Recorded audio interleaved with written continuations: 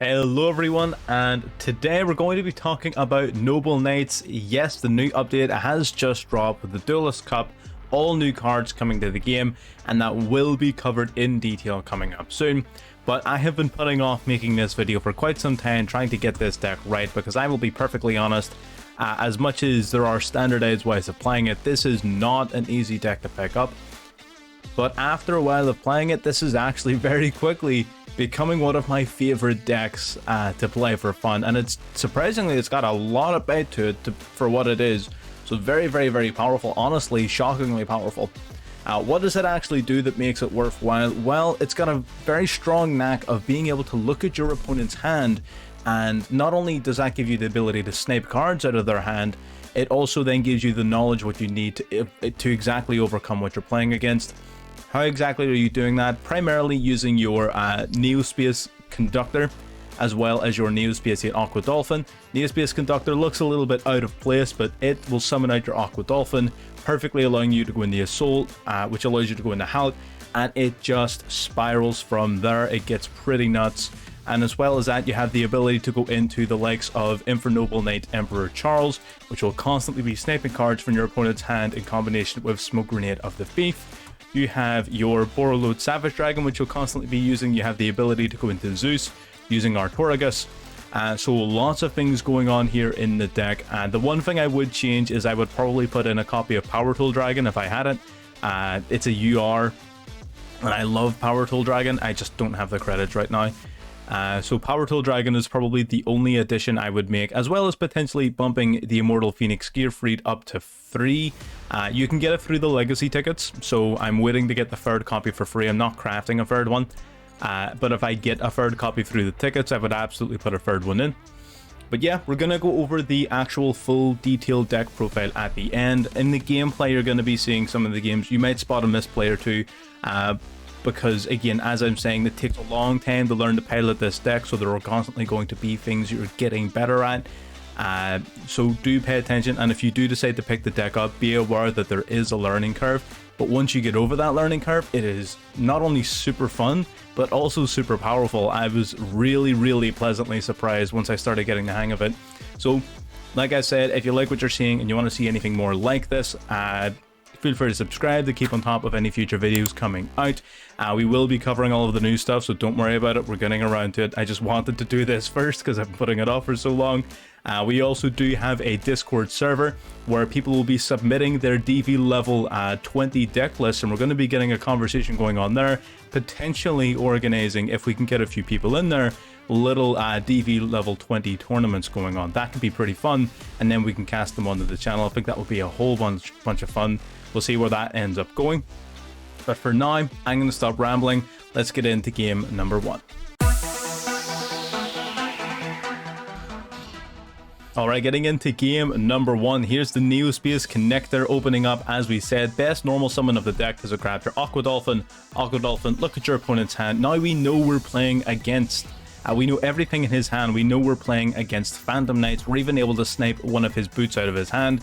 Fantastic information to have, as well as knocking our opponents down to 4 cards. We're going to use the Rundell now to pop itself to search our deck for the Noble Knight Ronald. Using the Fireflint Lady, we special summon her, which means that we now have a Fire Warrior monster on our field to special summon the Noble Knight, who on summon will return the Rundell back to our hand. Not of much consequence, but it puts an additional extender on board. Again, we probably could have held off on this for a little bit. That's what I'm talking about, the learning curve. We're going to use the Aqua Dolphin, the Neospace Connector, to go into his soul to search for Ogier. Then we're going to send 2 equip spells from the deck to the graveyard to summon Genba. Genba and Assault go into Hulk. Hulk then will summon from the deck the Jet Synchron, so this is standardized sort of Aurora Dawn package here, as well as your big Noble Knight plays. We summon out our 3 tokens. We'll tribute the Aurora Dawn and a token for our Mega Phantom Beast O-Lion. O-Lion and a token goes into Captain Ronald. Now you can either go into Ronald or you can go into, or Roland, sorry. You can either go into Roland or you can go into the Borreload Savage Dragon. Either one is a good play. Here we decided to go into Roland because we want to start hand looping our opponent earlier than we otherwise would have. So we're going to go straight into the Noble Knight Emperor Charles. Now we're going to use our remaining 2 to go into Herald of the Arclight. This means any cards he would send from deck or hand to graveyard are instead banished. so that does counter Phantom Knights quite heavily.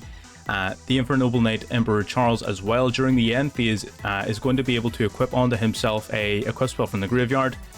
Roland can equip itself onto one of your monsters as well, giving that monster an additional 500 attack, and at the end of the turn after it was summoned, you send an equip spell from your deck to the graveyard to grab a Fire Warrior from your deck. Charles then will equip on Oliver and the Smoke Grenade from the graveyard, and when he's equipped of a card, you get the opportunity to destroy something on the field, so you pop the Smoke Grenade to reveal your opponent's hand and snipe one additional card. We look at it, we don't like that, Rite of Aramis here, and it's gone. Oliver, as long as Oliver is equipped, the equipped monster cannot be targeted by card effects either, so we have this big 4k beater that cannot be targeted. Our quick play spell here, Glory of the Noble Knights, will equip on an equip card at any point during the turn we want, which gives us basically a quick play pop on our opponent's turn, which is really, really powerful. Our opponent takes out the Oliver, so now we're targetable. Goes in the Verte Anaconda. We don't like the look of that, so we're preemptively going to equip on the Arfadur, triggering Charles, popping the Anaconda. He activates Boots here to search his deck for a wee card. He grabs the Fog Blade, but he decides enough is enough. Sets free. Charles activates in the end phase, and realistically our opponent decided no, he can't keep up with that. With our Charles being, untargetable and otherwise indestructible as well. Pretty nuts. That's the power of Charles, sniping cards out of your opponent's hand, as well as becoming this big, untargetable, indestructible beatstick that will every single turn cycle more equipped cards. We would have had Gearfried for follow-up, we had Durandal for follow-up, we had Herald of Arclight. Pretty nuts. Let's get into game number 2. Alright, game number 2. We're going second this time, but looking at our hand, it's a bit of a mixed bag, but it's pretty damn powerful. Our opponent simply sets 2 and passes. Now we're going to normal summon the Neospace Connector as normal. Grab our Aqua Dolphin. We immediately get hit with double Book of Moon, which I thought was really cool. Now this immediately tells me our opponent is more than likely playing Flowandereeze. Flowandereeze will play Book of Moon in order to protect their Flowandereeze monsters from Impermanent Veiler and things like that, because the effects still resolve. He goes for Lightning Storm here, wipes out the 2 impermanents that we have set, so now we don't really have any interruption, but all he does is set 1 and passes back to us. We're going to flip our cards back up. We're going to use the Noble Arms card, equip it onto Aqua Dolphin, pay 500 life to pop his face down. He reveals it to be an O-Lion. O-Lion summons his token. Aqua Dolphin will ditch Double or Nothing. Now, Double or Nothing is a little thing. We were playing in the deck here, a little Dragonair engine with Utopia Double. Ended up cutting it. It wasn't really working, I'll be real. We're going to go into Isolde here using these 2 as per normal. Isolde will grab a card from the deck. Now again, I've been sort of really, during the learning curve, struggling with knowing like what to search, what to summon off of Isolde. I typically, if I don't have access to Oliver, I will usually search for Oliver so I can discard it to equip it onto whatever boss monster I end up summoning. We send 2 to summon 2. Because now we have a Fire Warrior monster, we can summon Renauld. Renauld is going to add back the Smoke Grenade to our hand that we just sent to the graveyard. We're going to banish Durandal from the grave to summon out Gearfried. Gearfried basically can special summon itself by banishing an equip card, and it will negate the activation of a monster effect by sending an equip on your field to the graveyard. So pretty powerful card here. We were also playing Vion Sphere. Forget about Vion Sphere, just think of that as Jet Synchron. Jet Synchron helps you extend a lot further, but Vion Sphere does have its advantages as well. Like I said, this deck has a whole load of different ways you can play it, but the general idea is the same. So Vion Sphere, think of this as just Jet Synchron for now. We're going to summon out the O-Lion, and a token goes into Roland. Roland then again at the end of the turn will do its equip shenanigans. We're also going to grab another token here from our O-Lion summon. Or sorry, the O-Lion being sent to the graveyard.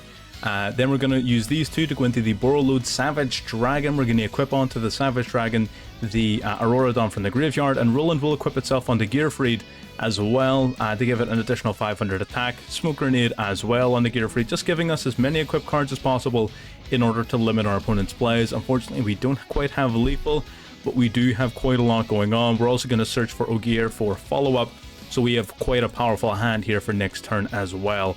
Again, this is turn 5. Our opponent goes into Moyi. Now again, we looked at his hand using the Aqua Dolphin. Both of his cards in his hand are summoned. We know that if we negate without destruction here, our opponent literally has no plays. That's the powerful thing about, and our opponent realized it too, because we know everything our opponent can do.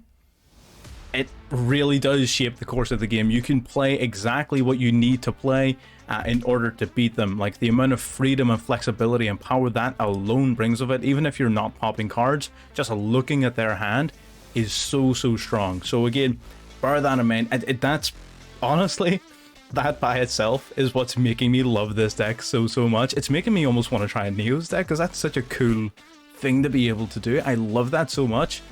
But yes, I can sit and ramble on about that, but let's get into game number 3.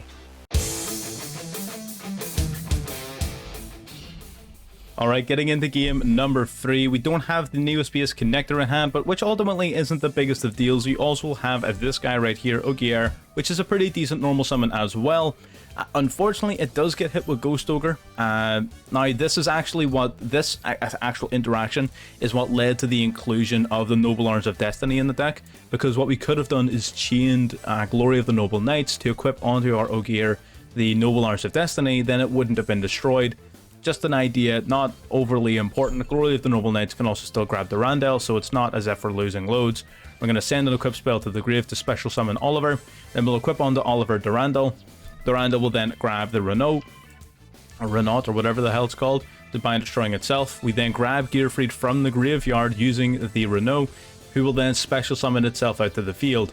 Now, we're going to special summon the Fireflint Lady, and we're going to equip onto our Gearfried, the Ogier. The reason we're doing that now is to give us a negate if our opponent decides to hand trap us. We don't know if they have anything. They might have Nibiru or something like that.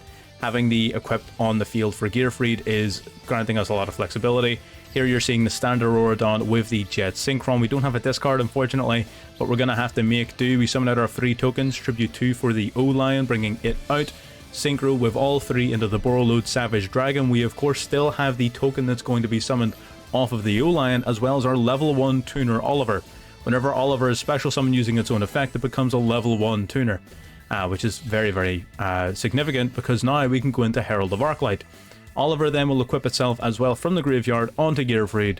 Now our Gearfried cannot be targeted and it cannot be destroyed. So both of these guys are giving an individual effect, cannot be targeted or destroyed by card effects, as well as 3 active negates. Pretty powerful. Our opponent is playing Live Twins, so they go for the Sunny Snitch. We decide to let that go through. He summons out the Pink Twin here. We make a mistake in going for the Savage Dragon. I forgot the Savage Dragon doesn't destroy, which does come up. We should have used Gearfried there. Our opponent attempts to go for Triple Tactics Talent. We're going to negate that with Herald of the Arclight. We do not need him taking our Gearfried. So he eats up our Herald there, which is unfortunate. Again, we really messed up, because now he's able to just summon like crazy. He goes into the Sky Cavalry. Sky Cavalry will swing into the Borreload Savage Dragon, and then will rank itself up into the Downward Magician. Downward Magician then into Zeus. Zeus, of course, being able to completely clear our field.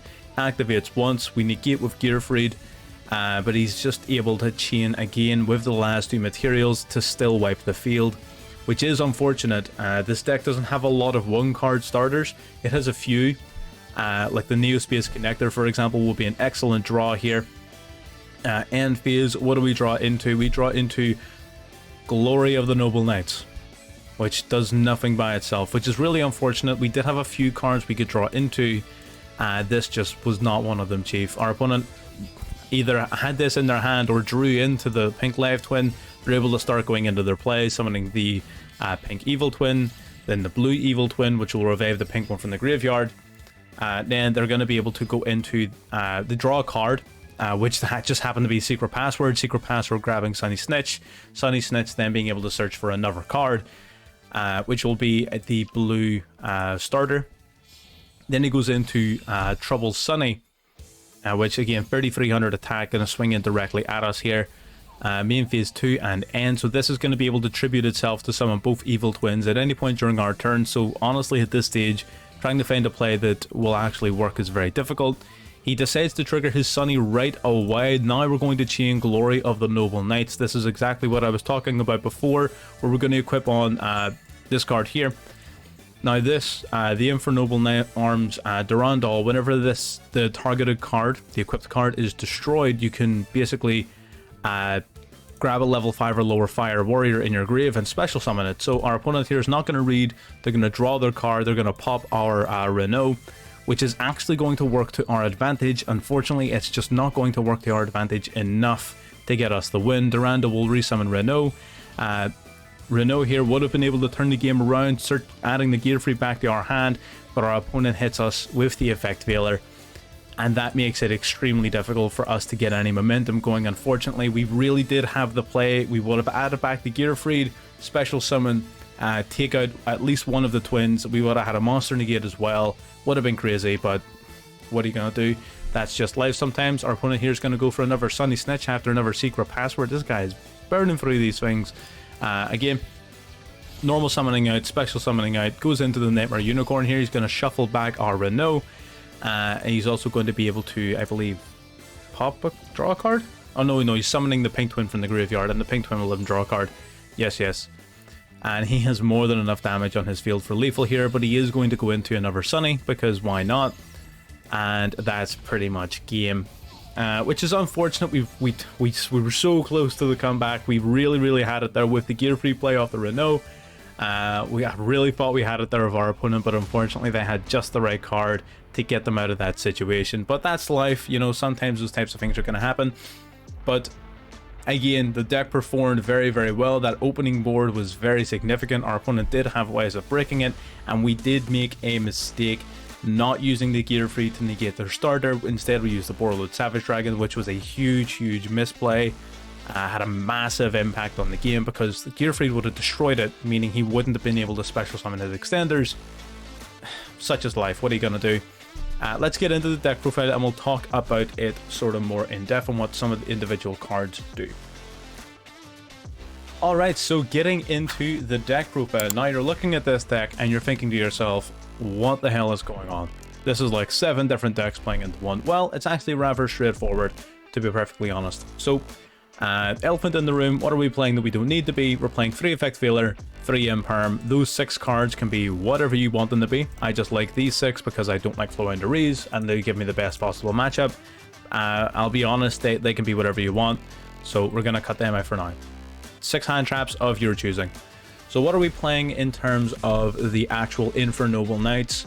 The best one here is definitely going to be Renaud. Renaud, whenever you control a fire warrior monster, it can special summon itself, and if summoned using this effect, it becomes a tuner, which is big because that opens up like your health plays and stuff.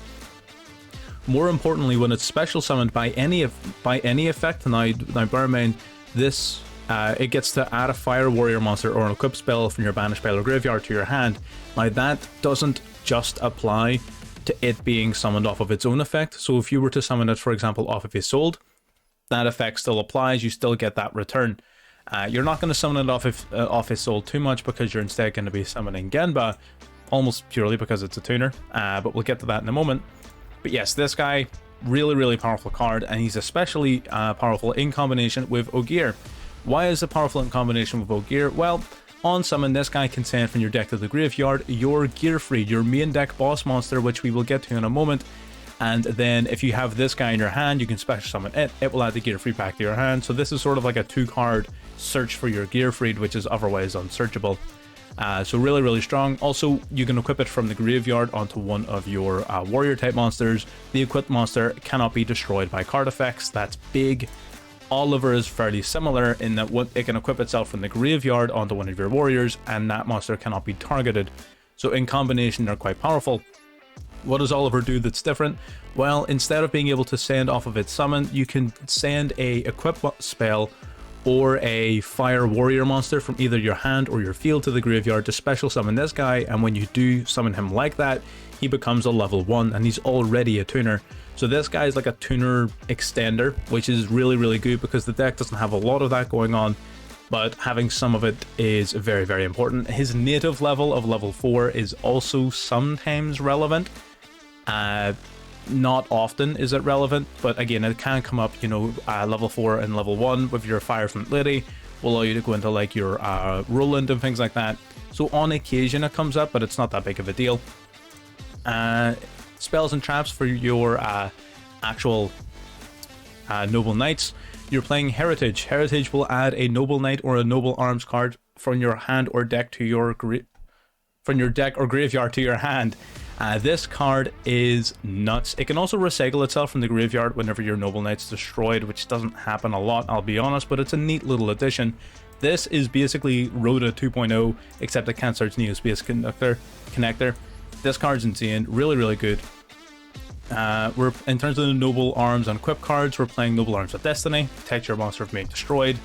Arfit, whatever that says, allows you to pop set cards, which is very good for breaking boards. You've got Living Fossil, which will resurrect a level 4 lower from the graveyard.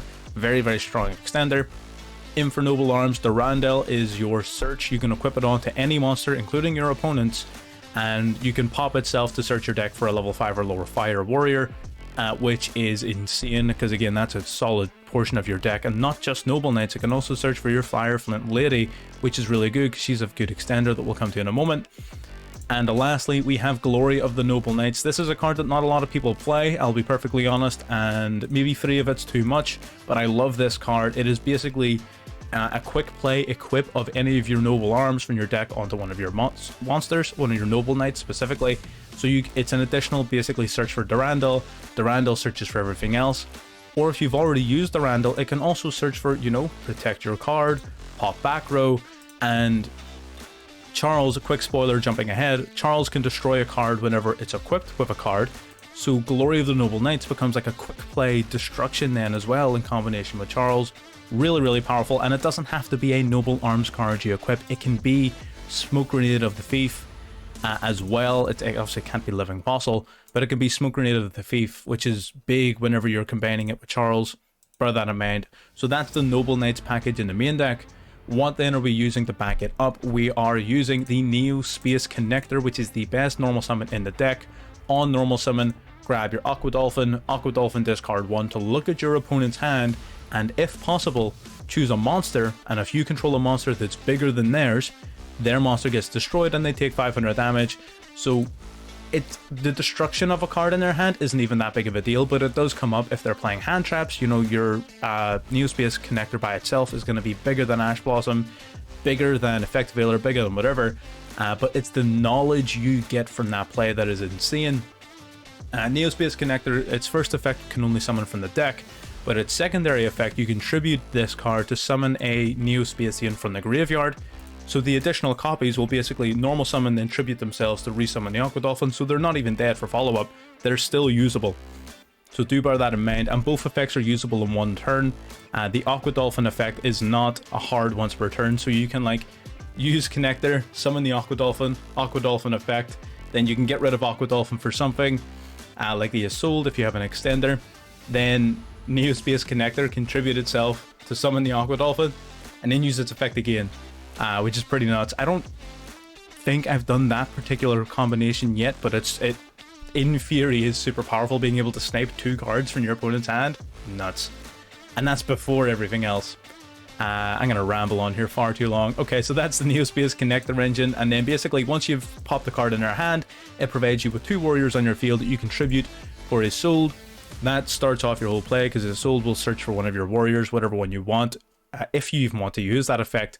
Bear in mind, the one that you search, you basically cannot summon, so sometimes it's nice to search for one of these guys, because if you can discard them from your hand to the graveyard off of, say, Jet Synchron, you can still use their effects to equip them from the grave, so they can still be somewhat valuable to search off of your Isolde. That's typically how I play it at the minute. Let me know if there's a better option or if I'm messing up. Isolde then will send equip spells with different names from your deck to the graveyard to summon any one of these warriors. Typically we'll send 2 to summon Genba, almost entirely because it's a tuner, to be perfectly honest. It being a level 2 as well means you're getting 2 equip cards into the graveyard, and it adds a bit of variety to the amount of levels you have available to you. This is what everyone is playing, that's the reasons I can deduce from why they're playing it, and it does come up, which is handy. But again, if you have an alternative you would rather play, he's also a warrior fire monster, he's a tuner, level 2, it all just sort of adds up. The actual everything else, he's just vanilla. And that's pretty much it for that little package. Lastly, we have the Fire Flint Lady. Fire Flint Lady, basically, if you control a warrior, special summon her. It doesn't have to be a fire warrior, just a warrior. And then you can send her to the graveyard to special summon a level 4 lower warrior from your hand, which on occasion comes up, but most of the time it's just a free summon you're interested in. So Firefly is amazing. And then we have the Auroradon package. So we have the Jet Synchron and the O-Lion in the main deck to facilitate the Auroradon combo that you've seen time and time again. I'm sure everyone's sick of saying it. But yeah, and then the last 2 cards in the main deck, Reinforcements of the Army, because obviously. And secondarily, your main deck boss monster, your Immortal Phoenix Gearfried. Phenomenal card, I mean, just look at the artwork on that. That is beautiful. But you can basically summon this guy from your hand by banishing an equipped spell from your field to graveyard. Then, once per turn, basically, you can send one of your face-up equipped spells to the graveyard to negate a monster effect activation. So you can negate a monster. You can also, if it attacks, you can also choose any face-up monster in the field and steal that target to be equipped onto yours, which is again very, very powerful if they have cards that you don't want like in the graveyard, which is great. I would run this if I had a third. It is a free card, you get it in the legacy packs, so I'm not crafting a third one. But again, if you have 3, play 3. It's amazing. You want to see this as much as possible because it's not searchable through standard means. Again, it's kind of sort of searchable through Ogier and Renault, but that's like really inconsistent. So he is effectively unsearchable, but really stupidly powerful nonetheless. That's the main deck. What are we doing with the extra deck? Mostly, so sort of, this would be my Power Tool Dragon. Power Tool Dragon would reveal 3 equipped spells in your deck. One of them gets added to your hand, and the other 2 go to the graveyard. So that's where the Power Tool Dragon would come in the place of TG Wonder Magician. She does nothing in this deck. You have generic level 4s. You have Armory Arm, generic level 4. Herald of Arclight is a level 4 with a negate built in, so if you're ending your board with a level 4, he's pretty good one to go into. The only reason you want to have a generic level 4 to have here is usually you'll have like a level 1 tuner and a Mecha Phantom Beast token. Using those 2 and your Captain Roland, which is a level 5 tuner, that is usually how you'll end up going into Charles if you don't feel like eating up one of your other big monsters. It's nice just to have a little bit of a, you know, random thing to eat up for material. Armory Arm can also equip itself onto a monster, so it somewhat kind of synergizes. Crystron Quandrax is a level 4 tuner synchro. Simple as that. Captain Roland on synchro summon during the end phase, you send an equipped spell from the deck to search for a warrior monster, and you can also quick play equip him from the graveyard onto one of your warriors against 500 attack, triggering Charles. Shooting Retro Dragon, just general synchro monster for tuning. That can also help mill your warriors to be then equipped onto whatever. Borreload Savage Dragon for the Auroradon combo. Draco Berserker is a backup level 8 synchro you'll occasionally want to go into. Infernoble Knight Emperor Charles, basically a really broken card. If he's equipped with an equipped spell, or not just him, but anything on your field is equipped with a card, he destroys a card on the field. During the end phase, you take an equipped spell from your deck and an equipped spell from your graveyard, a fire warrior from your deck, and equip them both onto him. And he also gains 500 attack from the fire warrior, which is nuts. So basically being able to and that works especially well in combination with Smoke Grenade, because he destroys unequipped, so you equip Smoke Grenade onto him, his own effect pops Smoke Grenade, then you take a card out of your opponent's hand. Really, really powerful. Other than that, you're grabbing the likes of Oliver, which makes him untargetable, grabbing Ogier, which makes him indestructible, and that is otherwise insane. Baron de Fleur, because it's Baron de Fleur. Artorigus, King of Noble Knights, just a good Exceed monster to have as well, just to pop a bunch of back row, as well as being able to go into Zeus, recycling your equip cards. I haven't really been using him since I switched to this version of the deck, so feel free to cut that. You also have Isolde Tales of the Noble Knights, 2 Tales of the Noble Knights. Core to your combo, I've already explained it. Crystron Hulk to summon out the Jet for the Auroradon combo, and Auroradon itself. So I've been rambling on a lot because there's a lot to talk about with this deck. It's cards that you haven't seen before. We're gonna shimmy our wee staples back in here so you get a full look at the deck. There is plenty in here that you can customize at will, and you've seen some of the other cards and things that I was playing in it. You know, that Utopia engine's pretty cool. You don't really use rank 4s though in this specific version. The Violon Sphere is pretty cool, things like that. So it's very customizable, but this is a powerhouse of a deck. This is really, really strong, very, very underrated in my opinion, and I look forward to getting even better with this deck because I feel like I'm not even close to the ceiling of how good you can be with this deck. I look forward to getting better and better, so do look out for this deck in the future. It will be making maybe a couple more appearances on the channel here sometime soon, so do keep an eye out for that. But if you liked what you're watching today and you want to see anything more like it, feel free to subscribe, stay tuned in for future videos. It doesn't cost you anything, and it does help me out at the end of the day. And that's pretty much everything I have to say. I'll see you all in the next one.